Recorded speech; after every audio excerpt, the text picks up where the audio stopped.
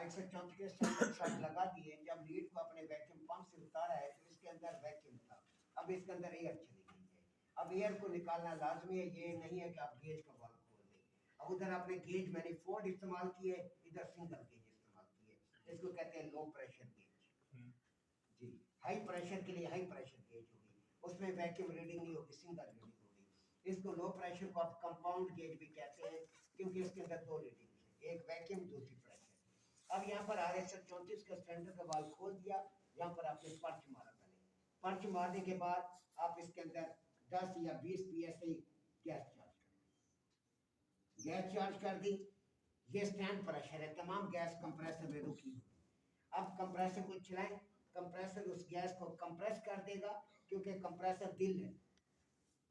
अगर ये ब्लड की सर्कुलेशन या ये खून इसकी गैस की सर्कुलेशन ये रोक दे तो कूलिंग खत्म। इसी तरह इंसान खत्म, अगर दिल काम करना छोड़ दे, पंपिंग करना छोड़ दे, 1 घंटा भी इंसान नहीं रह सकता। अब यहाँ से ये गैस कंप्रेसर कंप्रेस करके सिस्टम में भेज देता है, तो गेज की सुई कंप्रेसर जो गैस शो कर रहा होता है, जो गैस का प्रेशर होता है वो प्रेशर शो होता है जो कंप्रेसर में होता है। अब गैस कंप्रेसर ने कंप्रेस कर दी, कंप्रेसर में गैस खत्म हो गई, तो सुई आपकी जीरो की तरफ आ जाएगी कि मेरे पास गैस नहीं है, खाली है, मैं खाली हूँ। अपने कंप्रेसर को बंद कर दें। आपने ये चेक करने के लिए जो पहले मैंने 20 PSI स्टैंड प्रेशर डाला था, कंप्रेसर ने उस गैस को कंप्रेस कर दिया है, वो गैस अपना साइकिल मुकम्मल करके वापस आती है कि नहीं आती। आपने इसको आपने कंप्रेसर बंद किया, 1 मिनट के अंदर पता चल जाता है कि अगर सुई जीरो पर रुकी हुई है तो इसका मतलब है उसका टांका ब्लॉक है। फिर आप सोचेंगे कौन सा टांका ब्लॉक है, आपने कौन सा टांके ने आपको तंग किया है, या कौन सा टांका जो पाइप हिला है। 99% कैपिलरी का टांका ब्लॉक होता है। कैपिलरी को कभी भी इस तरह टांका नहीं लगाना होता खड़ा करके, क्यों? आपका राड अंदर जाता है, कैपिलरी का मुंह बाल बराबर है, आपने देखा है, वो ब्लॉक होता है। कैपिलरी को जब भी टांका लगाना इस एंगल में थोड़ा सा पीछे, और हीट अपने कैपिलरी पर देनी है, ड्रायर पर देनी है। अगर आपने कैपिलरी पर हीट दे दी, कैपिलरी आपकी मेल्ट हो गई, ड्रायर भी बर्बाद, कैपिलरी अंदर फंस गई। आपने जब भी टांका लगाना है ड्रायर पे हीट देनी। उसके बाद आप चेक किया सुई ऊपर जाना शुरू हो गई है, तो इसका मतलब है गैस वापस आ रही है। अगर आपका सुई जीरो पर रुकी हुई है, फिर आपने सोचना कि कहाँ ब्लॉकेज है, तो आपने टांका वेल्डिंग टार्च से नहीं खोलना। ये बात अच्छी तरह ध्यान में रखें, अगर वेल्डिंग टार्च से खोलेंगे अंदर प्रेशर है, जैसे पाइप को हीट मिलेगी एकदम ब्लास्ट होगा। असल मसला है आंखें सबसे पहले सामने है।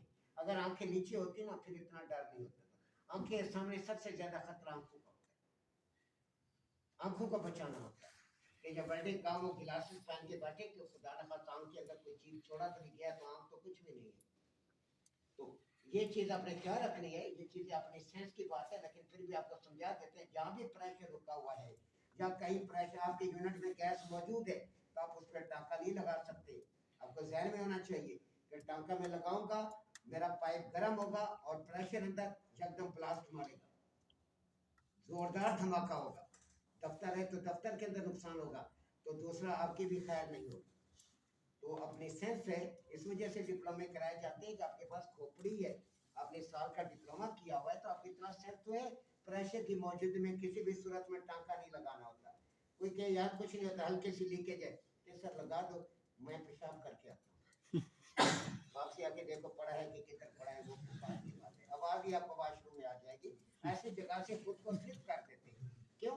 क्योंकि मुद्दा आपके ऊपर ना डाल दिया जाए, जहाँ पे आपको पता है ये खतरा है, वो जगह से फौरन यार मेरा पेट गड़बड़ करे मैं भी आता समझदार बंदा इस टाइप की हरकत करता है, जहाँ से निकलने के चांस नहीं है वहां से ऐसे निकलता है, पता होता है ये काम गलत कर रहा। मतलब उस्ताद जो गैस 20 PSI अंदर आपने प्रेशर दिया था, उसके बाद आपने कंप्रेसर रन किया था, उसने उस गैस को कंप्रेस कर दिया था, तो वो गैस वापस आना शुरू हो गई है कंप्रेसर बंद होने के बाद। तो गैस का प्रेशर वापस आ रहा है, तमाम लाइनें खुली हुई है। उसके बाद वक्त बिस्मिल्लाह पढ़ के गैस को चार्ज करना शुरू कर दे, आराम से 10 PSI होल्ड कर, झटके देने वाली गेम नहीं है। फ्रिज सबसे कुत्ती चीज है, डीप फ्रीजर फ्रिज, ये सबसे ज्यादा तंग करने वाली चीज है, अक्सर मैकेनिक छोड़ देते हैं। या टेंशन है यार, अल्ताफ है, तंग करता है, चौक हो जाता है, ये है। लापरवाही करेंगे, जल्दबाजी में काम करेंगे, फिर बट्टा बोल। आराम से रिलैक्स मूड में, जैसा आपको समझाया, 10 पर गैस को छोड़ दें, 2-3 मिनट के अंदर गैस चार्ज हो जाती है। ज्यादा से ज्यादा 200-250 ग्राम 150 ग्राम गैस चार्ज होती है इसमें। बड़ा फ्रिज है तो 200-250 ग्राम चार्ज हो जाएगी, छोटा फ्रिज है तो 100 ग्राम 150 ग्राम सारी गैस इसमें चार्ज होती है। तो इसमें किलो के हिसाब से गैस चार्ज नहीं होती। तो आराम से 5 मिनट के अंदर 3 मिनट के अंदर गैस चार्ज हो जाएगी। गैस को जाने दें, 2-3 मिनट बाद वाल्व को बंद करें। देखिए सुई कहाँ आ गई, सुई 8 पर आ गई, इसका मतलब है 8 psi कंप्रेसर को गैस मिलना शुरू हो गई है। सेक्शन 8 हो गया है, क्योंकि गेज ने वो प्रेशर शो करना है जो यहाँ पर आ रहा है। थोड़ी देर और वाल्व खोले, आपकी सुई 10 पर आ गई, तो इसका मतलब है 10 psi गैस चार्ज होगी। आपने पहले सिलेंडर का वाल्व बंद करना है, गेज का वाल्व बंद करना है, यूनिट को बंद नहीं करना, यूनिट को चलने देना। अब आपने थर्मोस्टेट स्विच को 1 नंबर पे कर देना। 1 पर करने का मकसद है कि ये जल्दी ऑटो करे, जल्दी ये बंद हो, जल्दी ऑटोमेटिक ये बंद हो, जल्दी ऑटो करे, ताकि आप इसको देखें कि ये रिस्टार्ट उठाता है कि नहीं उठाता, कोई प्रॉब्लम तो नहीं करता। ये फ्रिज के साथ आपको बैठना पड़ता है बाउंड होके, एसी में बाउंड नहीं होना पड़ता। गैस चार्ज की सेट किया, ये जा वो जा, फ्रिज से आप हिल नहीं सकते, कम से कम ऑटो तक। क्यों? इस दौरान ये मसाइल खड़े करते हैं।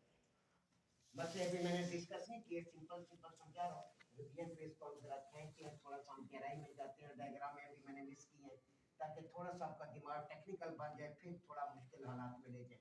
एकदम मुश्किल हालात मिलेंगे तो आप अपसेट हो जाते हैं। तो यहाँ पर आपका 10 psi डाल दी, फ्रिज चल रहा है।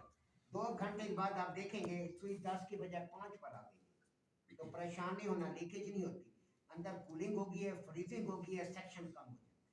5 पर आ गया, फिर इसे आप 10 पे बस, मजीद फिर आपको जरूरत नहीं। फिर देखें नीचे प्लेट पर कूलिंग आ जाएगी पूरी, पहले कूलिंग नहीं आ रही होगी, अब कूलिंग आ गई नीचे प्लेट पर पूरी। अब आप इंतजार करें ऑटोमेटिक बंद होने का। गैस चार्ज करने के कम से कम 3 से 4 घंटे के बाद फ्रिज ऑटो करेगा, अगर प्रॉपर कूलिंग कर रहा है। 3-4 घंटे बाद, वो भी अगर आपने थर्मोस्टेट स्विच 1 पर रखा, फर्स्ट टाइम 3-4 घंटे लेगा, उसके बाद हर 15 मिनट बाद 10 मिनट बाद ऑटो कर देता है। क्यों? क्योंकि टेम्परेचर मेंटेन होता है।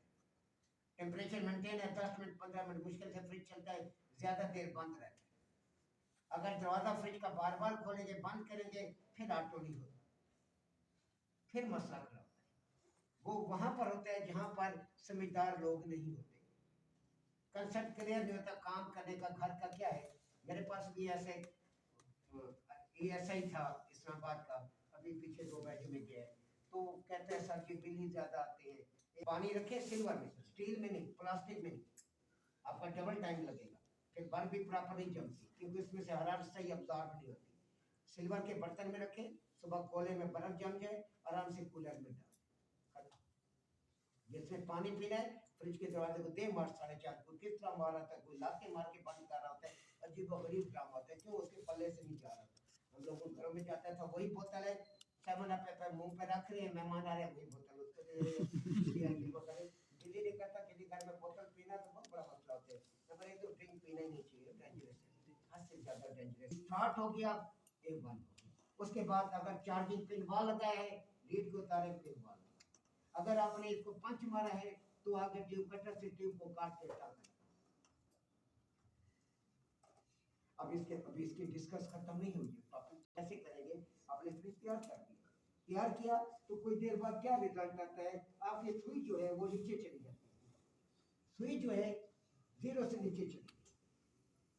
इसका मतलब है साथ कंप्रेसर को गैस मिलना बंद हो गई, 17,440 हो गई, आपका यूनिट ब्लॉक हो गया।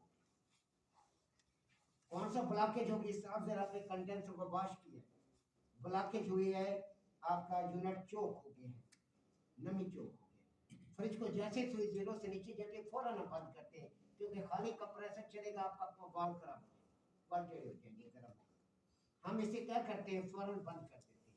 बंद कर दिया, अब हम कुछ देर बाद देखते हैं सुई दोबारा ऊपर चली गई, इसका मतलब उसका नमी चोक है। अंदर लो टेम्परेचर की वजह से वो पानी जो अंदर नमी थी, पानी के बुखारात थे, वो फ्रीजर में बर्फ बन गए, गैस के आना बंद हो गए। अब क्या होगा, जब कंप्रेसर ने कूलिंग करना छोड़ दी, कंप्रेसर को गैस मिलना बंद हो गई, तो वो बर्फ मेल्ट हो गई, फिर गैस का रास्ता खुल गया, फिर वापस गैस आना शुरू। अब ये नमी चोक, अब नमी चोक कैसे लिए? आपने प्रॉपर काम नहीं किया, प्रॉपर वैक्यूम नहीं किया। अगर आपने कंप्रेसर चेंज किए तो प्रॉपर उसके अंदर नमी थी। नंबर 3, आपकी गैस सही, फिर से आप गैस लाए, गैस सही नहीं से चार्ज की, क्योंकि गैस लेते वक्त बहुत ज़्यादा एहतियात करनी होती है। सबसे मेन मसला गैस में है। जो समझदार मैकेनिक है, जो गैस फ्रिजों का काम करते हैं, वो किलो के हिसाब से गैस में लेते हैं, एक ही बार सिलेंडर भरवाते हैं, एक ही सिलेंडर पूरा भरा हुआ रखते हैं। क्यों? इसके अंदर बहुत ज़्यादा मेडिसियाँ पड़ती हैं, बहुत से ज़्यादा, किस वजह से? गलत फिलिंग की वजह से। अब अनाड़ी बंदा आगे खड़ा है, आप सिलेंडर ले गए, ये आपका सिलेंडर है, ये उसका सिलेंडर है, वो क्या करेगा? हमारे सिलेंडर का वेट करेगा, वेट करते वक्त उसे क्या पहलता, इसको कांटे को जीरो अभी ना कर, ये लीड लगा, 100 ग्राम की लीड है, 100 ग्राम गैस कम हो जाती है, इसे लीड लगा, लीड के बाद आप जीरो करें, वो पहले जीरो कर देते हैं, जीरो आपने उस टाइम जब लीड लगा ली, लीड लग गई, जीरो कर रहे हैं, अब उसे के वो हमारे सिलेंडर के वाल को पहले खोलते हैं, उसे के शब्द इसको नहीं खोल, इसको नहीं खोलना। और जब आप गैस लेने जाएं, आपके सिलेंडर के अंदर गैस मौजूद होनी चाहिए, प्रेशर होना चाहिए। अगर प्रेशर नहीं है, बिल्कुल खाली है, फिर इसको वैक्यूम करके लीजिए, क्योंकि एसएनओ के अंदर एयर है, आपका भट्ठा खोल खोल कर दी, एयर के अंदर नमी लाजमी होती है, पानी के बुखारात होते हैं, हर काम के तरीके होते हैं। इस वजह से समझदार मैकेनिक हमेशा सिलेंडर लेते हैं, किलो नहीं लेते। यहाँ क्या गलती करता है? हमारे आपको भेज दिया, उस्ताद खुद तो कम ही जाता है, आप खड़े अपने मोबाइल में, अपने चक्करों में, वो गैस लीड लगाएगा, वजन करेगा, हमारे सिलेंडर के वाल को खोल देगा, और साथ ही अपने सिलेंडर के वाल को खोल देगा। जो लीड के अंदर मॉइस्चर है, नमी है, वो सारी हमारी गैस में शामिल है।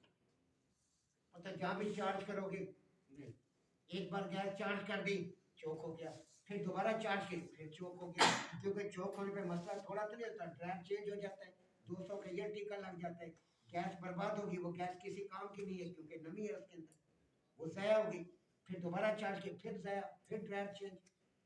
तो वजह क्या? फिर जहन में आता है उस्ताद कहीं रफड़ा गैस में तो नहीं आ गया, गैस कैसे फिल करे, लड़के से पूछेंगे, उसे क्या पता।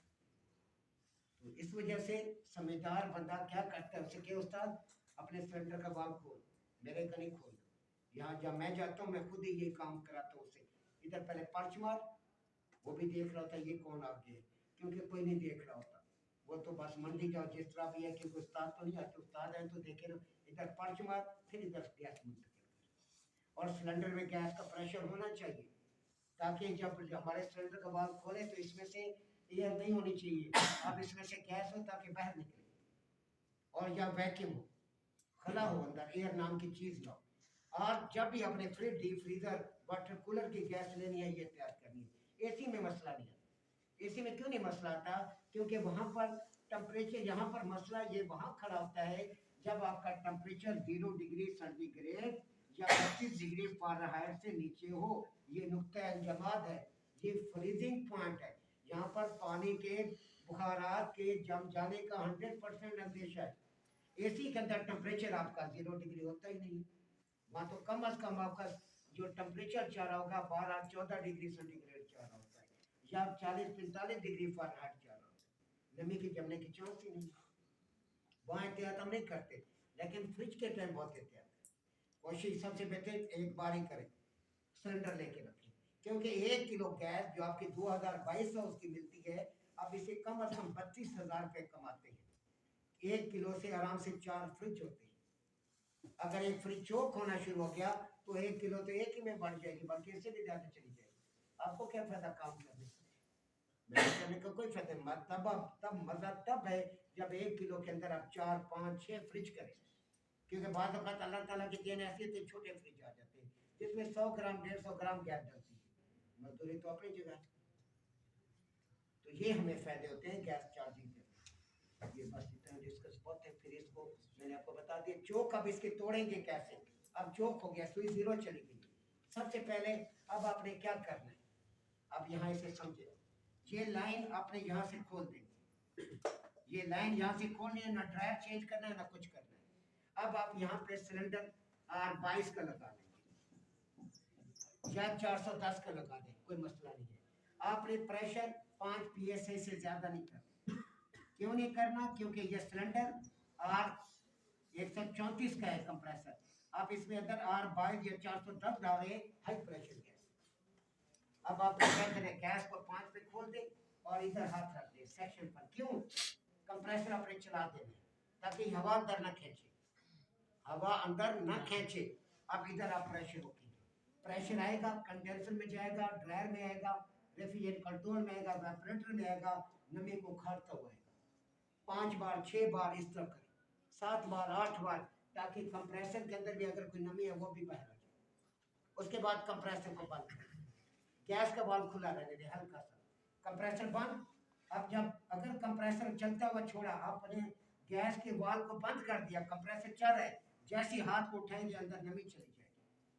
कंप्रेसर बंद करने पहले, उसके बाद सिलेंडर के वाल्व को आप बंद करें, इधर से गैस निकलना शुरू हो जाएगी, इधर से भी गैस निकल होगी। इस लाइन को इसके साथ मिला दें और गैस निकल रही हो टाँका लगा दें, फिर आप ड्रायर को चेंज कर दें। ठीक है, ड्रायर पहले चेंज नहीं करना, अगर कंडेंसर में नमी है वो ड्रायर नए को बर्बाद कर देगी, या कंप्रेसर में नमी है वो ड्रायर को बर्बाद कर देगी। ड्रायर आपने बाद में चेंज कर दें, जब वॉश कर लें आप, उसके बाद ड्रायर को चेंज कर दें, फिर प्रॉपर वैक्यूम करें अच्छी तरीके से, उसके बाद क्या उम्मीद है इंशाल्लाह कि नई चौक होगा। सबसे ज्यादा मार ये चौक हमें पड़ती है, चौक घंटे में आधे घंटे में हो जाता है।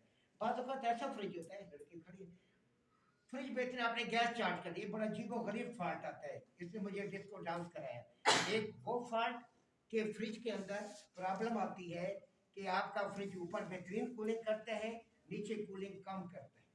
एक फॉल्ट आज एक स्टूडेंट पूछ भी रहा था। अब मसला यहाँ पे क्या होता है, हम मसले तमाम दुकानदार दो ही देते हैं, नंबर 1 गैस कम है, नंबर 2 कंप्रेसर का पंप कमजोर है, प्रॉपर प्रेशर नहीं बना।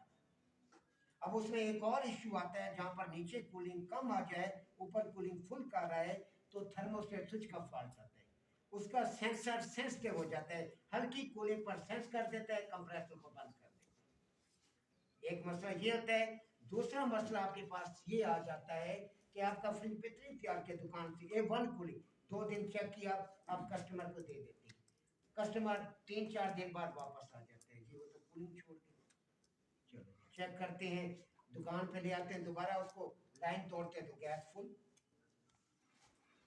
फुल निकल रही है। कंप्रेसर का पंप चेक करते हैं, कंप्रेसर का पंप A1। अब क्या मसला है, फिर तैयार करते हैं उसे वाश वूश करके, फिर वही सब, कस्टमर आओ न आओ, सही खिदमत करते हैं हम लोगों की, सारे खिदमत उससे करनी है। पता क्या चलता है इसमें, ऐसा फॉल्ट जब आ जाए, फ्रिज बेहतरीन तैयार हो गया, हफ्ते बाद 5 दिन बाद गड़बड़, तो उसके अंदर पंप का इश्यू होता है, कंप्रेसर का पंप तेल मारता है, यूनिट को ऑयल चोक कर देता है। अब क्या सीखें, आपको हर चीज तो सिखा रहे हैं। किया वैक्यूम स्टैंड, लीकेज का इश्यू खत्म हो गया, पंप आपने चेंज कर दिया, उसका पंप A1 था, कंप्रेसर था या कोई भी इश्यू था, आपने पंप नया डाल दिया, कंप्रेसर के पंप का इश्यू था, बेहतरीन फ्रिज चल रहा है। हफ्ते बाद 6 दिन बाद गैस कंप्लेन, फिर आप देखते हैं वाश की गैस देखी, सब चीज़ ओके, फिर तैयार करके देते, फिर वही मसला, वो भी हमसे तंग, वो आगे अजीब गरीब बातें करते हैं। फिर जब प्रॉपर देखा, वाश किया, ठीक ठाक तेल निकलता है सेक्शन साइड से, दोबारा जब फ्रिज आया, फिर दोबारा चेक किया कि फिर तेल है ठीक ठाक, समझ गए उस्ताद के पंप पर पंप चेंज हो, मैंने उसका पंप चेंज किया तो जान छुट्टी बनाता। यही एक्सपीरियंस होता है हम लोगों का, जो आपको बताते ताकि आप लोग खराब ना हो। ये किसी का कोई सवाल है?